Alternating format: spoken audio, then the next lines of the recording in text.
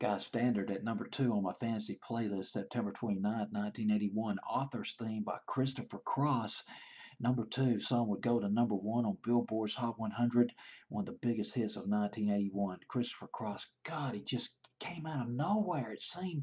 And in the winter of 79 and 80, when he came out with Ride Like a Wind, just whoa, right out of nowhere. Nobody's even heard of Christopher Cross.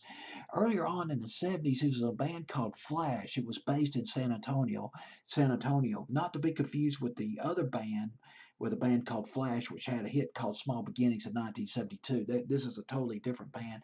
Then Christopher Cross signed a deal with Warner Brothers in 1978 and then released his debut album, Christopher Cross, in 1979. And gosh, dog, Ride Like the Wind went to number 2, Sailing in the summer of 1980, a beautiful record, went to number 1.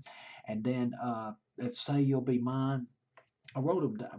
I thought I wrote down. Yeah, Never Be the Same. That was in the fall of 1980, and Say You'll Be Mine, late 80, early 1981, backed up by Nicolette Larson on that record. Author's Theme was written by Christopher Cross, Burt Bacharach, who, along with Hal David, wrote all those hit records by Dionne Warwick back in the 60s, and Carol Bayer Sager.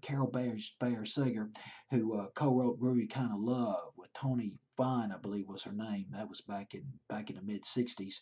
And Peter Allen, a songwriter named Peter Allen, who was then husband of Liza Minnelli. This is from the movie Arthur, which starred Dudley Moore and Liza Minnelli.